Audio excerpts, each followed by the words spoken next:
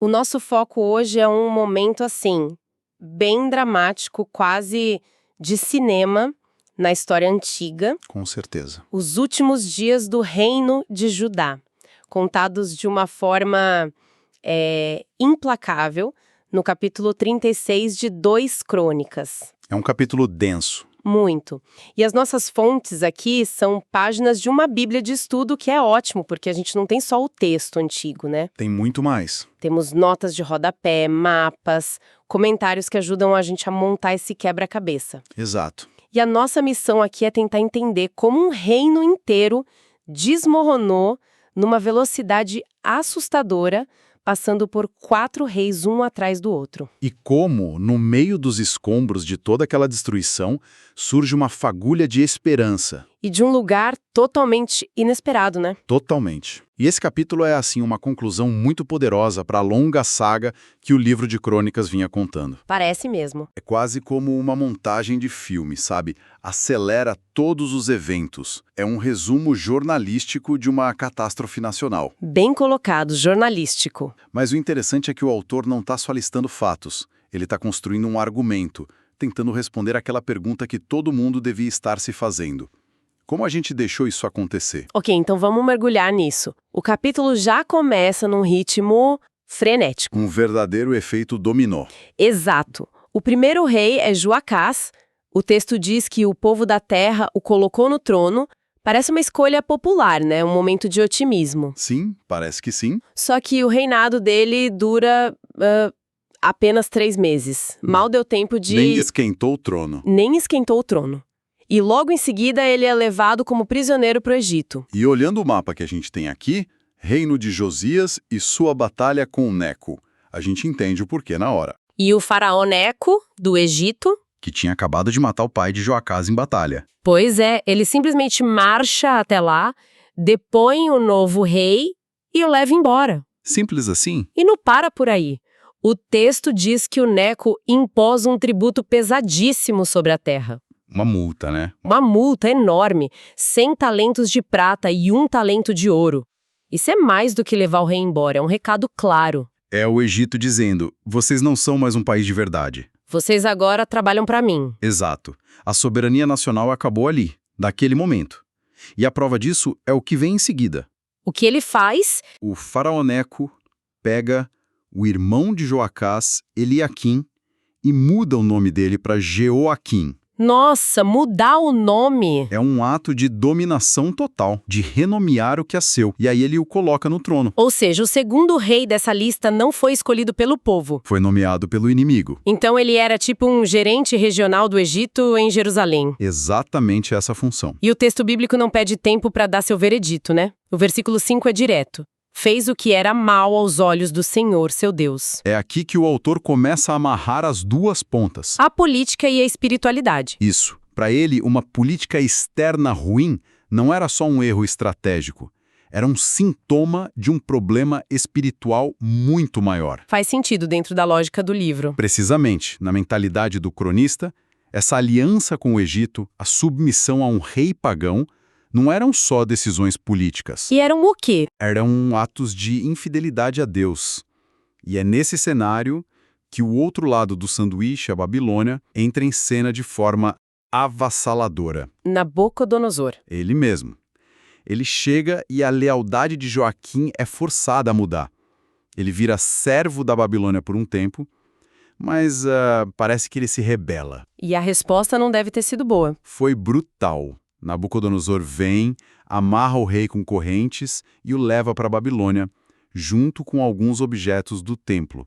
É o primeiro saque. Se a cada rei o pavio ficava mais curto, com o próximo ele praticamente some. Some mesmo. O filho de Jeoaquim, chamado Joaquim, assume. E o reinado dele? Mais curto ainda. 3 meses e 10 dias. Foi um piscar de olhos. E é nesse período minúsculo que acontece a primeira grande deportação para a Babilônia, em 597 a.C. E é nesse ponto que a estratégia babilônica fica muito clara. Qual era a estratégia? Nabucodonosor não estava interessado em só trocar o rei.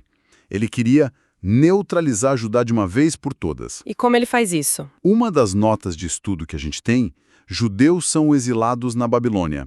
explica que essa primeira deportação foi cirúrgica. Cirúrgica. Como assim? Eles levaram o rei, a família real, os oficiais do palácio, os melhores soldados e, o que é crucial, os artesãos e ferreiros. Ah, isso é inteligente e muito cruel. É como remover o cérebro e a espinha dorsal de um corpo. Deixando só os músculos sem comando, sem liderança para organizar, sem engenheiros para construir defesas. E sem ferreiros para forjar armas. Qualquer chance de uma rebelião futura fica muito, muito mais difícil. Caramba. E tem um detalhe no texto que é de arrepiar.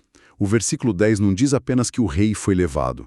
Diz que ele foi levado com os mais preciosos utensílios da casa do Senhor. Certo, isso é mais do que um simples roubo, né? Muito mais. Não é só um sequestro de pessoas, é um roubo de identidade. Levar os símbolos sagrados é um golpe psicológico. Uma humilhação pública. É Nabucodonosor dizendo: até o Deus de vocês agora é meu. Eu levo os cálices dele para decorar o meu palácio. É uma demonstração de poder absoluto. E mesmo assim, a história não acaba aí. Incrivelmente não. Nabucodonosor ainda precisava de alguém para administrar o que sobrou de Judá. Então ele coloca quem? Ele coloca o tio do rei deposto, Matânias, no trono, muda o nome dele para Zedequias e o faz jurar lealdade em nome do Deus de Israel. Espera um pouco. Nabucodonosor, o conquistador, faz o rei fantoche dele jurar lealdade usando o nome do próprio Deus dos judeus? Exatamente. A ironia é tremenda. Ele está usando a fé do povo conquistado como uma coleira. A expectativa era clara. Seja um bom menino, pague seus impostos e você sobrevive. Mas Zedequias não foi. E aqui a teimosia desafia a lógica. O que ele fez? O texto descreve o caráter dele de forma demolidora. Diz que ele endureceu seu coração e não se humilhou perante o profeta Jeremias. Ah, Jeremias entra em cena. Sim.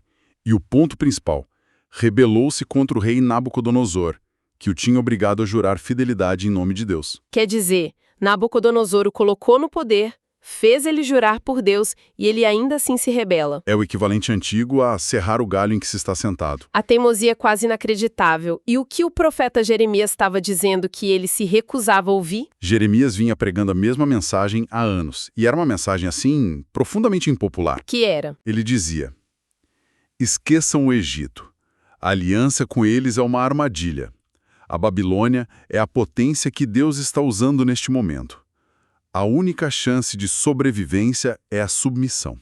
Nossa, isso devia soar como traição. Exato. Para os nacionalistas da corte de Zedequias, era traição. Eles queriam lutar, queriam a independência. E Zedequias ouviu a eles, não a Jeremias. E aqui o cronista abre o foco, né?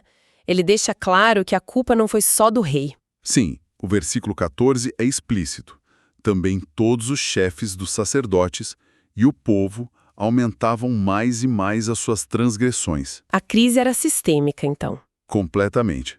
A liderança religiosa e o povo estavam no mesmo barco furado. E eles não apenas ignoraram os profetas. Eles os ridicularizaram. O versículo 16 diz que eles zombaram dos mensageiros de Deus, desprezaram as suas palavras e debocharam dos seus profetas. A gente consegue imaginar a cena, né? Jeremias pregando na praça e as pessoas rindo, chamando ele de louco. De pessimista. O tio chato do churrasco que só traz má notícia. O texto está construindo um caso quase como um promotor num tribunal. Para justificar a sentença que está por vir. Exato. E então vem a frase que sela o destino de todos. Até que o furor do Senhor subiu contra o seu povo e não houve mais remédio. Não houve mais remédio. Essa frase é pesada. É um diagnóstico final. O ponto de não retorno. E o que vem a seguir é a consequência direta disso. A descrição da destruição final de Jerusalém, em 586 a.C., é brutal. Sem floreios. Queimaram a casa de Deus, derrubaram as muralhas de Jerusalém, queimaram todos os seus palácios, destruindo também todos os seus objetos de valor. É a aniquilação total.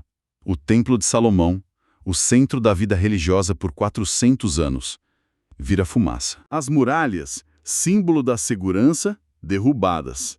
Os palácios, o centro do poder, viram cinzas. E a conclusão é desoladora. Os que escaparam da espada, a esses ele levou para a Babilônia, onde se tornaram escravos dele e de seus filhos.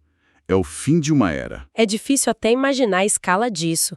O centro da identidade religiosa, política, cultural deles e simplesmente apagado do mapa. O silêncio depois de todo aquele barulho deve ter sido ensurdecedor. É um final de história absolutamente sombrio. Mas o autor não para aí, né? Não, ele faz uma pausa na narrativa para dar uma explicação teológica. Para a duração do exílio. Sim, e é uma das ideias mais fascinantes do texto.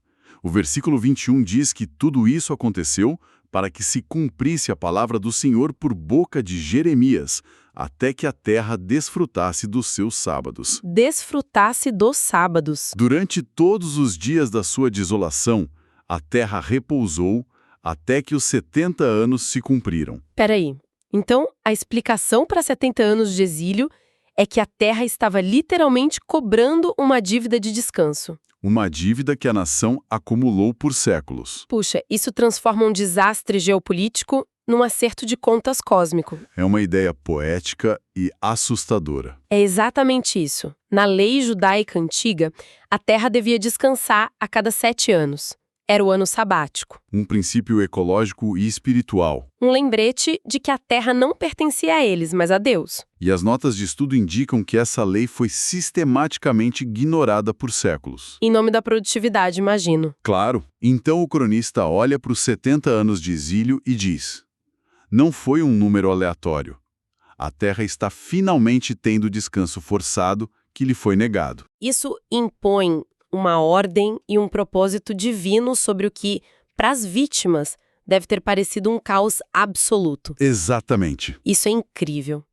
O cronista está dizendo que mesmo na pior catástrofe da história deles, não havia caos. Havia um plano. Um cronômetro divino correndo. Para as pessoas vivendo aquilo no meio da fumaça, da escravidão, essa explicação poderia ser um consolo ou talvez até um insulto. É uma boa questão. Mas, de qualquer forma, o livro poderia ter terminado aí, certo? Com essa nota de juízo.